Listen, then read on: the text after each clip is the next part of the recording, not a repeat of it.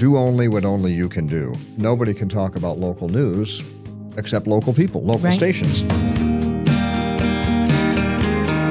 Welcome to Currently, the conversation brought to you by TVC Cherry Capital Airport, your Northern Michigan connection. I'm your host, Christal Frost, and today's episode is a special one for me personally. I've had the privilege of working alongside two radio legends who not only helped shape my career, but helped shape the sound of Northern Michigan mornings for decades. After more than 40 years in broadcasting, Ron Jolly and his co-host Colleen Wares are preparing to sign off the airwaves. Their voices have been part of the daily life for generations of listeners through changing technologies, changing audiences, and a changing media landscape. Ron Jolly, welcome to the conversation. Hello, Christal Frost. How are you? All right. It's so good to have you here. It's good to be here. I gotta say, fancy. I know it's It's fancy. You said it was like an alley. That's well. What you can't see is this is like a boardroom here. Boardroom here, and the other studio is an alley. Yeah, we've got it all here. I know I've had the pleasure of hearing a lot of your radio stories, and I know you've shared with other folks and on the air as well some of these things. But I thought it would be such a great opportunity to just ask you about this broadcast career you've had. Yes. So if you wouldn't mind, let's start at the very beginning. I mean, when you first walked into a radio station, what was it like? What did the industry feel like? Well, my first one was WDET Public Radio in Detroit, and I was an intern. Someone said, well, if you're interested, you should just go volunteer. And it wasn't really like a radio station because it's more like an office. Mm-hmm. So my real first commercial radio station would have been WCZY in Detroit. And how did it feel? It smelled a certain way. You know, you walked in and the glass windows, it was just really interesting. But it was cool because all the people there were engaged in putting out this radio and the DJ was in the glass, and he was just like relaxed and everything, and nobody was nervous. Wow. And it just looked like this special world. I like the idea of being on the inside or behind the scene and not being in the audience. So that really appealed to me. And that was the first time the impression was, this is pretty cool. Yeah. Yeah. What did it smell like? I don't know. It's kind of like a library. Oh, really? Yeah. It's like old books? No, just like important. Oh, it smelled important. Yeah. I love that. Yes. Radio is this incredible medium because it's almost like this magical mix of, you have the technical skill involved, and then you have the storytelling involved. So what drew you to that medium in the first place? I think, wanting to be behind the scenes, but also... Next question. Not really. You just what drew me to talk radio specifically or radio? Just radio. Yeah, I never can remember. Like I worked. I was always into music. I always wondered, why is this song a hit and that one's not a hit? So I always had that in the background. And then I worked in Detroit at a bar with media people that would come in, not on-air people, but salespeople, managers, newspaper reporters. And I just kind of got interested from that angle about their lives. And I always was interested in mass communication, like Johnny Carson. Yeah. Could sit there and crack a joke and millions of people would get it, yet he's in a little studio like this. So that was always in the back of my mind. And I guess I heard about Specs Howard. I'll put a plug in. Specs Howard School of Broadcast Arts. I went there one day and I said, you're speaking my language. Yeah. Whatever just the people spoke my language. So I paid. It was $60 a week. After a down payment, it was 9 months, and they said, we'll get you a job, and they did. Wow. So, yeah. What was it like when the first time you heard your own voice on the air? Terrible. Yeah. Did it really? Yeah. Yeah. Because you had to listen to yourself then and sit down with a program director, and they would tell you how bad you were. Wow. So I guess, you get used to it. Yeah. But it didn't sound good. And a lot of people don't like to hear their own voice. Yeah, for sure. Yeah. What about some mentors maybe that influenced you? You mentioned Johnny Carson and being interested that way, but did you have any other mentors that were influences? Well, that's a tough question. Because I'll probably leave somebody out. Who comes to mind? Well, when I worked as an intern at CZY, and he wound up here later, is Tom Dean was a legendary DJ in Detroit. Bob Charlton was the morning DJ. Larry Adderley was the sports guy down there. In Saginaw, the program director, Rick Belcher, was really a good mentor. And I would just say, we're at WTCM, Ross Biederman. Yeah. He didn't spend time teaching you radio, but his attitude just said, come in here, I trust you, do your job. Yeah. And just kind of gave you that freedom to be. You have shared a story before about when you went to WTCM, and of course Colleen was there, and there were so many other people who were there, and you have said that it was like Ross gave the keys to the station to, essentially a bunch of young people. Yeah. And what did that feel like at that time, just to have that kind of trust? When I walked into WTCM, it was like a black and white Doris Day movie, like all of this old office furniture, heavy metal, battleship gray. Right. The staplers weighed 10 pounds. It was huge. And all the people that worked in the office were, to me at that time, 70 or 80 years old. Right. They're probably in their 50s and 60s. But and the people on the air were in their 20s. Yeah.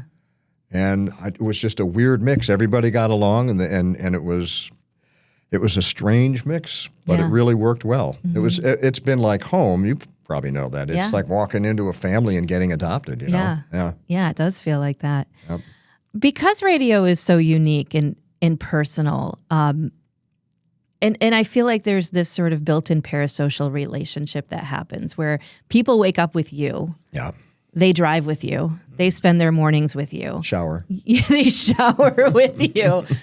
You are there with them, and they feel so deeply like they know you, and yet you may never meet them in person. What does that feel like as far as a responsibility when you are such a big, important part of someone's daily routine? It's a great medium, and I don't think there's any other medium like that, where people can, we said this morning on the air, they can take a shower, they can make breakfast, they can paint their walls, they can drive their car, they can run around the block, and they can listen. It's free, and it's there. It's now.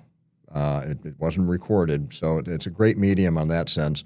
Responsibility-wise, I think that was just ingrained as me as a kid. I never wanted to offend anybody.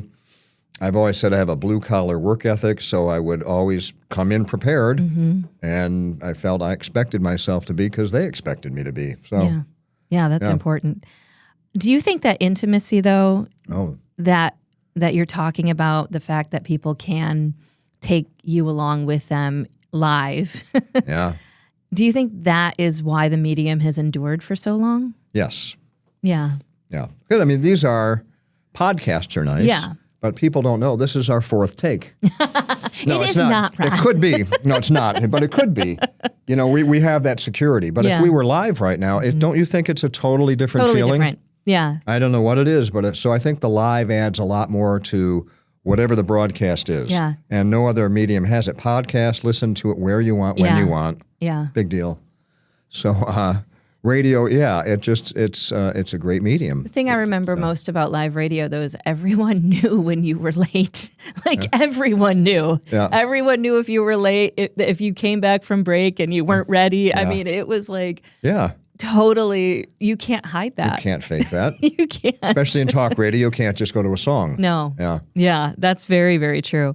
Did you have any moments over, your career, maybe letters or phone calls or things that really stuck with you? But any letter from the audience member is always nice. Yeah. People send you a thank you letter. We've received gifts in the mail, and those are always unbelievable. Yeah. I Yeah. remember you had people sending you pictures of their kids and their grandkids. Yeah. And you would stick them up on the wall. Yeah. And to me, that is something that is usually reserved for the, maybe the doctors that deliver them. Yeah. But you're getting these That was intimate connections. Who was what's the Beatty's grandkids' name? Yes, yeah, Elvis.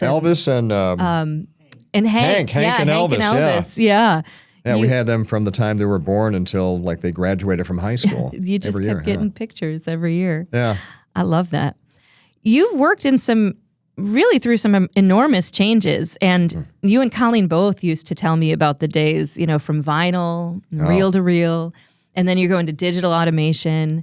Now we have streaming, we have podcasts, we have all these things. But like, what changes had the biggest impact, do you think, on how radio is produced? Internet. Yeah. Probably the availability of news and information immediately at your fingertips. And once they got into streaming, the availability of audio, whether it be music or news. I was talking to somebody about this the other day. I mean, if somebody said, "Did you hear that story about Kristi Noem's husband came up today?" Right. And you say, "No, what happened?" Well, if it wasn't in the newspaper in front of you, you'd have to wait till maybe it'd be on the 6:30 news at night, or maybe the newspaper tomorrow. Yeah. Or some things. I used to go to the library and have to look things up. Wow. Yeah, wow. I know. Hey, Grandpa. Tell us about the good old days. I used to go to the library and look things up. But no, the internet made everything instantly available and so much available. It was a big deal when we got USA Today newspaper delivered to Northern Michigan. Wow. That's when I was a disc jockey and you needed information for show prep, and they provided it. I mean, they had so much, graphs and news. That was a big deal. Being that information is so readily available, do you think that has changed? Maybe, you say that you have a blue-collar work ethic, and you do. I recall this. You were always prepared. You had your notes ready. But when you have something that's so readily available, do you think it maybe makes younger broadcasters a little, maybe lazy is the word? Or just used to? I don't think they're lazy. They have a tool that's available to them. So no, I mean, Colleen and I used to do the news together. We had a list of like 19 police agencies that we called 3 times a day. Hello, that's Ron at WTCM. Anything happening? No, thanks. Goodbye. And then somebody would say we had an armed robbery. You're like, oh, really? And you'd have to take notes. Yeah. And then go type it up. Audio, you actually had to go places. You had to go to the city commission meeting to follow it. Now it's all online. Yeah. Right. So it's easier today. There's more available. It's good tools. And we're here with Kevin Klein, Executive Director of TVC Cherry Capital Airport. And, I'm thinking about the summertime, which I do approximately 99% of the time here in Northern Michigan, right? And it's a good thing we're doing that, because now is the time, believe it or not, to plan for summer vacation. Where are we going, Kevin? So, you've got so many different nonstop destinations to go to in summertime fun. But book now, because we got 7 great airlines here. We'll start off with Allegiant, Avelo. We have Sun Country. We have JetBlue. Of course, then you have American, United, and Delta. Yeah. So that rounds off all 7 of them. And I think that, they can take you not only anywhere in the country, those 20 nonstop destinations, but it's one stop to the rest of the world. So many opportunities for all of you to make your summer travel plans right now. Best way to do that is go to tvcairport.com. When you think about when you started and there were fewer media channels that were competing for attention, today audio competes with everything. Yeah. I mean, it competes with social media, competes with podcasts, streaming video, of course, traditional broadcast, television, cable television. I mean, it's competing with everything. Yeah. What do you think that radio has done well in adapting? Well, I think talk radio has been really good for the medium. I think people they get used to listening to the spoken word, and they stay tuned, and they develop these relationships. Music radio, it's become a lot more specialized, but it's become really boring. And I think I'm hoping we'll see changes along there. So radio, I think talk radio has been a great adaptation. Radio, they've gotten into streaming now. They've got online presence, which I don't think is necessary. It's not bad, but but you got just another tool, right? Yeah. But I witnessed a shift from maybe music discovery to personality-driven programming, especially in music radio. I think. And I think talk radio, as you're talking about, though, is probably has become sort of the shining star of the medium, right? Because people can literally get their music anywhere, anytime, but they, maybe can't just find personalities. No, and it's like radio when it's live, if somebody calls and says, hey, the Mackinac Bridge just closed, That's not going to happen on a podcast. Right. Mm-hmm. If you're pumping out 10 songs an hour, maybe you'll get to that eventually. But so talk radio in general has that immediacy. Yeah. Yeah. Yeah. What have you noticed about the focus on local content? And I want to say that that's something that I think you have done, and Colleen both, like masterfully, like just making sure that you were discuss national news, statewide news, but you spent a lot of time on regional stuff. Yeah. I would say I've never had to work with a consultant, but we did talk to one time, and I do remember this. And he had a whole set of initials, and it came out and said, "Do only what only you can do." And so on the radio, anybody can play, Rihanna's latest song and Eminem's latest song, but nobody can talk about local news except local people, local stations, and people that know it. Mm-hmm. Yeah, so that local programming is important on any format because nobody else can do it. Yeah. Yeah. And I think it's one of those things too, when you really think about where people have the most power is in their own backyards, right? So letting them know about what's happening with, the changes in the sewer system, it's kind of a big deal, right? Yeah. One thing that I think both you and Colleen have done so well is in your conversation, making interviews feel natural. You have made... maybe you're very prepared, obviously, every time you're in front of another human being, but it makes it feel like it's just, somebody is recording a conversation between the two of you. It's approachable, it's human. What do you think makes a really good interview? Well, questions here. I think just being natural. I think a lot of, if you put yourself in the position of people watching, like what would they want to know? What would they ask? But you don't want to do that consciously. You just want to be one of those people. Yeah. So ask what other people want to know. Be respectful. I always like that. I think it's hard sometimes, but maybe you have to, and I never was good at it, but broaching sensitive topics or really making somebody back up what they're saying. Right. But even that's good. It's uncomfortable, but people don't tune out. Yeah. So I think just try to be natural and ask whatever you're curious about. Yeah, I think curiosity is something that you just seem like a naturally curious person. I am. Yeah. Curious George. So, asking questions, being that audience surrogate sort of came naturally to you because of that curiosity? I don't know why. I never pictured myself as an interviewer or ever said I want to be an interviewer. It just came. Yeah. Yeah. So. Were there any really memorable interviews that stand out to you? This is the one. This is the question here. Yeah. It's hard to answer.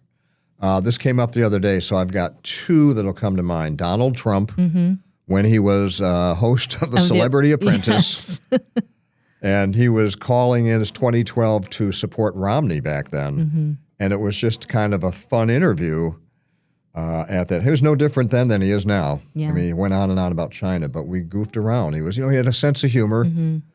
I said, why does everyone call you Mr. Trump? Why? What if I just said, hey, Donald, thanks for joining me today. What would you have done? He goes, I would have hung up. And he was kidding. Yeah. Just kidding. And he fired Brandon, as you know, our producer. I asked him to fire this kid. So Trump was fun. And then Vietnam veteran Larry Lolito of Elk Rapids. Yeah. Because he naturally and honestly told the story of what it was like to be a kid who got drafted, went to Vietnam, lived in the jungles and fought. And he told this story that I think had everyone with on the edge of their seat with tears about how he found a boy in the jungle, a Vietnamese boy, and carried him with him as they slogged through to their next stop, took care of him, put him in the foxhole. Yeah. And then when they got to the next village, he turned him over. And he just said at the time, he goes, I always wondered what happened to him. Yeah. And I thought, I've got to find him. Right. I've got to go find him for you, which I might work on. If there's any way I can work on that, I will. Yeah. But those come to mind. And kids. Kids are always fun to talk to. Yeah. So other than that, nothing. Bruce Cameron's always fun, the author. Yeah. Funny guy. He's fun. And no, that's it. You have still, because you're still on the air for a few more days, a 3-hour show. Yes. And so when you're talking about some of those interviews, especially the ones that maybe are that memorable, or the ones that are going to stick with you, or maybe get you choked up on the mic side, how do you decompress after that? How do you go from that to the news to, okay, now I have to interview someone about, I mean, what is it that? It's 3 hours. I say it's like a moving train. It doesn't stop. You don't want it to stop, preferably not slow down too long. So it's just one thing to the other. It's reading a story, taking a phone call, interviewing somebody, trying to get a break, run all the commercials, and then at 10 o'clock is when I take my headphones off. Yeah. And that's like living inside headphones for 3 hours, and it's a different world. And I usually I sit around with Colleen and shoot the breeze, look at emails, or I go down to the bookstore with my computer, and I'm a coffee shop geek at the bookstore. And you keep working. Yeah, just surf around and Yeah. Getting back to talking about how local radio has played such an important role in communities like Northern Michigan. And I want to emphasize that News Talk 580 has a huge signal. Yeah. So you had to know about what was going on, in Traverse City, of course, where you're broadcasting from. Yeah. But you also have to know what's going on in the UP. You have to know what's, the Posen Potato Festival and all these things. What role do you think that local radio still plays that national media cannot replicate? Well, I mean, just covering all those things or referencing that. Like I always say, like in local news, if East Jordan has, the kids' Easter parade walk or something like that, that's big news in East Jordan. Yeah. And so you might think in Traverse City, it's not big news. But so just by mentioning stuff like that, you connect with all those different communities. One of the biggest lessons you ever taught me was never to say over in. Yeah. Over in East Jordan or, down in, you were like, they don't know where you are. Yeah. You should be everywhere. Right. You should say in East Jordan, in Cadillac, or just you're say, everybody's hometown station. Yes. Yeah. And I think that was one of the biggest lessons, because it was so natural for me to just be directional. Be up north. Out in Grand. Out in Grand. Exactly. I think there's something very powerful about hearing local voices tell local stories. And I'm wondering, with all of the things that I did to prepare for this interview, so many community milestones that you covered, so many fundraisers that you helped, and community responses that you and Colleen both just wrapped your arms around. That you took that responsibility of being a local voice beyond the airwaves, and you really put it into practice in the community. Can you talk about that a little bit? Because there is what you did on the air, but there's everything you did off the air too that I think is just as big a part of your legacy. That's my blue collar work ethic, but that's just an extension. And I always thought it was a privilege, to be in that position on the air. It was a responsibility. But if somebody says, can you come MC my event or promote this or that just goes with the job. Mm-hmm. Yeah, and you've done a lot of that. Yeah. You've done a lot. Yep. After, having such a wonderful career in this business, what do you think you've learned most about communication? Well, I really prefer if people are direct and get to the point while being polite. Yeah. On air or off. I may be impatient at times, but I prefer that. I still think that being polite and respectful can get you more. I don't know what the old saying is about honey or whatever. Get more flies with honey or something like that. Something like that, yeah. Bees? Than trying to be intimidating or bullying or being mean. So I just think, just try to be direct, polite. Mm-hmm. How do you think, we used to have these conversations, and I always chuckled because it's so true, is that it's really, even though the industry is made on communication, there's sometimes a lot of communication gaps within the industry itself. Yes. And that I think it's kind of funny. Yeah, that is weird. Yeah, we have within the walls of the radio station, one hand doesn't always know what the other's doing. Right. I don't know why that is. Yeah. You would think that we'd be really good at that, but we work around it. You do. That is so true. So as you step away from the microphone, where do you think radio is headed? Well, it's hard to speculate. I mean, everybody can speculate and guess, but my hope would be that you get some young people who are innovative and creative. And I think some of these large corporations, you've got these corporations that came along, they bought, 200 stations, and they have recorded voices, and they play the same songs. It's kind of gotten stale. Hopefully they're saying, we're going to sell those now and move on to something else. And young people will buy them up and say, look what we have. Yeah. We have a radio antenna in a studio. What can we do? Yeah. And I think just with music alone, begin to explore. Let's play more than 300 songs and see what happens. And with talk radio, I mean, there's so much you can do. It's a great medium. Do you have any advice for young broadcasters right now? Let's see. I would say embrace the medium. Yeah. Innovate. And don't be afraid, and if somebody or in a place they don't let you do things, get out and go somewhere else or figure out how to buy a place, but innovate. I mean, embrace the medium. There is so much that you can do. Go online and listen to other air personalities of today and before, see what they've done, but just don't follow along. There's too much when you get in. The authorities, if you get into a station, are used to following the tried and true, the consultants say, and it's very safe, and that's not good for developing your career. I always think, what if they had radio consultants running comedy shows? Yeah. Nobody would laugh. It's like a rabbi, a minister, and an imam walk into a bar, and they all sit down and talk to each other nicely. That's what it would be, because you don't want to offend anybody. Yeah. So radio, they just experiment. Well, adaptability too. I think that you have shown, you and Colleen both have shown great adaptability, going from this is how we did radio in the 80s to this is how we do radio in the 2020s.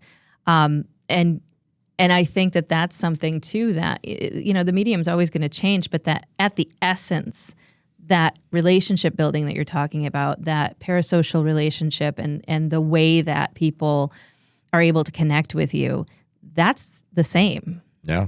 That doesn't go away. So we're kind of getting into a little bit of personal reflection now.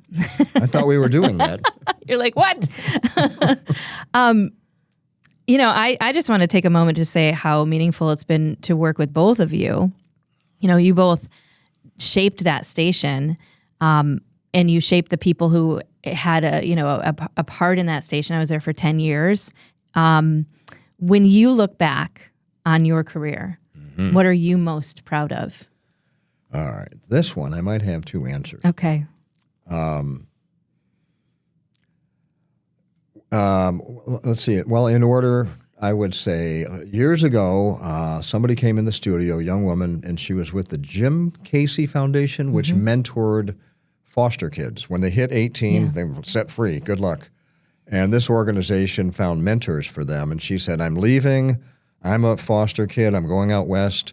And we need someone to replace me and blah, blah, blah. Anyway, through that, my wife and I became mentors to foster kids. And the first guy I got 20-some years ago is like family now. We've been together that long. He has 3 kids who are like grandkids to us. And that's probably the best connection I made. Wow. He and his wife, they're divorced, but it's like family, and to learn about the foster kids. And then the other thing was Hillsdale College, there's a scholarship in my name, thanks to some generous listeners. Basically we had one couple step up and they said, we want to start a scholarship in my name at Hillsdale. We'll throw up $250,000 if you can raise $250,000. And through our listeners, we did. Wow. It's now up to 600,000, and I think each year 8 or 10 kids get scholarships out of that forever. Wow. So that's pretty cool. I mean, that's a legacy. Yeah, I'm happy about There you that. go. What about your morning routine? I mean, you don't have to get up really early anymore, and you don't have to do those things. I'm going to go to Colleen's house. Yeah. I heard Colleen's going to be walking a lot of dogs and going to be drinking her coffee, not on the road, that kind of stuff. What about working together, working with, you and Colleen having that long-lasting relationship? That's going to be something you miss. Yes, that's the way I've made it through the last few years is with Colleen. Yeah. And she doesn't, I don't think she knows, but just having her there, I don't know if it's because we have a long-time connection or what, but she makes it easy to work there. Yeah. So we'll stay connected. I mean, we're doing some boat rides and dinners and yeah.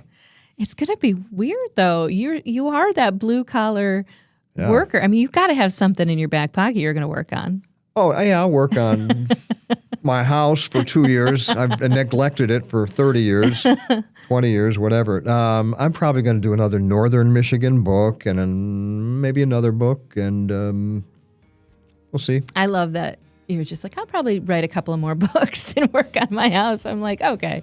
You make the rest of us look really bad. I'm sorry, No. Ron. Thank you. I just want to say again, thank you so much for this conversation. And to Ron Jolly and Colleen Wares, thank you for decades of conversation and curiosity and connection. And your voices have been part of daily life for Northwest Michigan listeners. We're talking for generations, people who say, I used to listen to you when my dad was listening to you, and now I listen to you, and now my kids are listening to you. That's an impact on this medium, and that is lasting. So congratulations on remarkable careers, and thank you for joining me on Currently the Conversation. It's brought to you by TVC Cherry Capital Airport, your Northern Michigan connection. I'm Christal Frost, and we'll see you next time. Thanks, Ron. Thank you, Christal.